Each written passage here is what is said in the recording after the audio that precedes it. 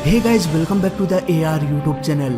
और आज से 2 दिन पहले यानी कि 7 अगस्त 2020 को एक दिल दहला देने वाला हादसा हो गया। एयर इंडिया एक्सप्रेस केरल में कोझिकोड नाम के एक एयरपोर्ट में लैंड करते समय ये प्लेन फिसलते हुए रनवे से बाहर चला गया और आगे जाकर एक ढलान में गिर गया। प्लेन का ये इम्पैक्ट इतना अधिक था, इसका अंदाजा हम इन पिक्चर्स को देखकर लगा सकते हैं। प्लेन के कॉकपिट का हिस्सा टूटकर बिल्कुल ही अलग हो चुका है।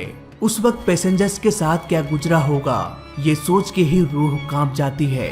लेकिन ये हादसा आखिर कैसे हुआ, क्या क्या पॉसिबिलिटीज हो सकती है इस प्लेन क्रैश के पीछे, जानेंगे हर एक पहलू को बारीकी से आज के इस वीडियो में।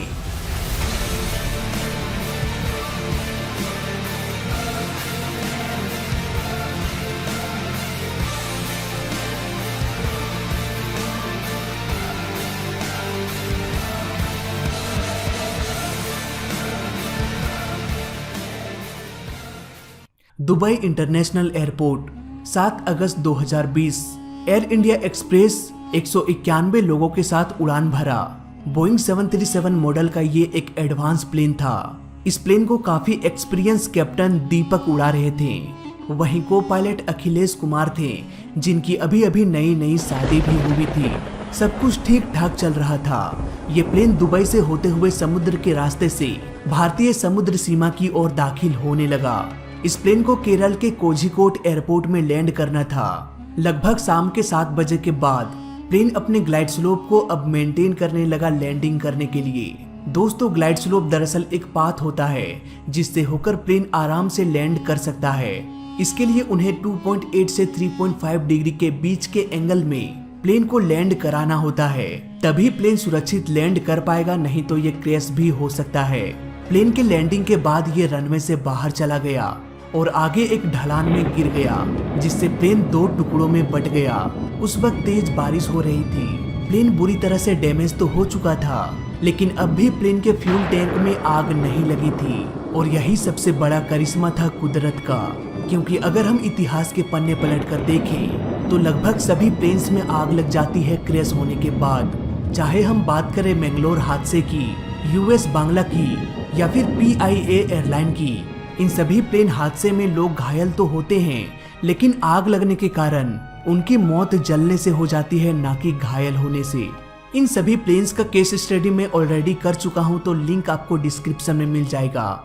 फिलहाल खबर ये आ रही है कि इस हादसे में 18 लोगों की मौत हो चुकी है, जिसमें दोनों पायलट भी शामिल है। बाकी बचे लोगों का ट्रीटमेंट अभी भी चल रहा है। इसके अलावा ब्लैक बॉक्स का भी पता चल चुका है और इसे भी इन्वेस्टिगेशन के लिए भेजा जा चुका है। लेकिन जब बात आती है कि आखिर ये हादसा कैसे हुआ, तो बहुत सारे रीजंस मेरे सामने आने लगता है और उन सब के बारे में मैं आपको बताना चाहूंगा। पर उससे पहले मैं आपको ये बता दूं कि ऐसा सिर्फ मुझे लगता है, हो सकता है आपका ओपिनियन कुछ और होगा और इन्वेस्टिगेशन की सच्चाई कुछ और निकल के सामने आ जाए। हो सकता है मेरी कुछ बातें सही हो और कुछ बातें गलत भी हो जाए। तो सीधे आते हैं एयर इंडिया के पास। जब ये प्लेन बस लैंड करने ही वाला था, शाम के लगभग 7:10 में ये प्लेन कोझिकोड एयरपोर्ट में लैंड करने वाला था। नाउ इस एयरपोर्ट के बारे में भी हम थोड़ा सा जान लेते हैं। ये एयरपोर्ट एक पहाड़ी क्षेत्र में है, यानी कि एयरपोर्ट के चारों ओर आपको कहीं ढलान मिल जाएगा तो कहीं पर खाई। ऐसे एयरपोर्ट्स में लैंडिंग करना काफी रिस्की हो सकता है, इसीलिए DGCA ने इस एयरपोर्ट को और इस जैसे और भी एयरपोर्ट्स को, जैसे कि मैंगलोर एयरपोर्ट, लुकुला एयरपोर्ट, इन सबको रिस्की एयरपोर्ट में काउंट किया जाता है। आमतौर पर इन एयरपोर्ट्स में रनवे काफी छोटा होता है और रनवे के खत्म होते ही ढलान या फिर खाई होता है, यानी कि प्लेन सही समय पर रनवे के खत्म होने से पहले रुक नहीं पाया तो प्लेन सीधा खाई में गिर जाएगा। ऐसा पहले भी एयर इंडिया के साथ हो चुका है, जब ये प्लेन मैंगलोर एयरपोर्ट में लैंड करने के दौरान रनवे से बाहर निकल आया और आगे एक खाई में गिर गया। इसीलिए DGCA ने यह रूल बनाया है कि सिर्फ और सिर्फ एक्सपीरियंस पायलट ही इन एयरपोर्ट्स में प्लेन को लैंड करा सकते हैं। हर किसी की बस की बात नहीं होती इन एयरपोर्ट्स में प्लेन को लैंड कराना। बात करें अगर एयर इंडिया की, तो इसे काफी एक्सपीरियंस कैप्टन दीपक उड़ा रहे थे। इन्होंने इससे पहले भी कई बार प्लेन्स को इस एयरपोर्ट में लैंड कराया था। नाउ अब बात करते हैं कि आगे क्या हुआ। जब मैंने फ्लाइट रडार को बारीकी से देखा तब जो मुझे नजर आया वो काफी चौंका देने वाला था। शुरुआत में प्लेन तेजी से अपना एल्टीट्यूड लॉस किया, लेकिन ये कोई बड़ी प्रॉब्लम नहीं थी। कैप्टन ने टाइम पर प्लेन को मैनेज कर लिया, लेकिन उन्होंने रनवे पर लैंड नहीं किया। लेकिन क्यों? दोस्तों, यहाँ पर हो सकता है पायलट का ध्यान पूरी तरह से प्लेन के एल्टीट्यूड को मेंटेन करने में हो। एल्टीट्यूड को कम करते करते उन्हें रनवे के हेडिंग पर भी आना था ताकि प्लेन सुरक्षित लैंड कर सके। फाइनली प्लेन को रनवे के हेडिंग में लाते लाते, यानी कि प्लेन को 100 डिग्री में लाते लाते एक और गलती हो गई।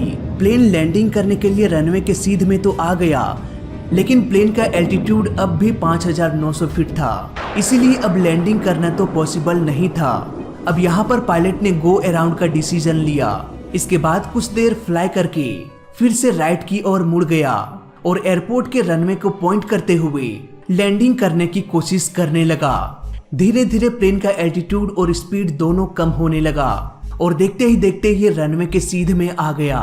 लेकिन जरा एक मिनट, इस प्लेन को लैंड करना था 10 पर, कुछ इस डायरेक्शन से। लेकिन जब प्लेन गो अराउंड करके वापस आया तो वो रनवे के उल्टे डायरेक्शन से लैंड करने की कोशिश करने लगा।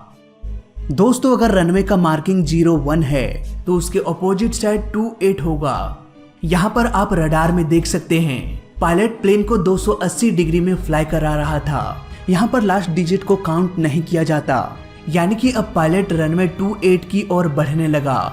यहाँ पर उन्होंने प्लेन के स्पीड को कम करके 250 नॉटिकल माइल से 149 नॉटिकल माइल्स में ले आया। इसके अलावा प्लेन का एल्टीट्यूड भी 5900 फीट से धीरे धीरे कम होकर 2700 फीट पर आ गया।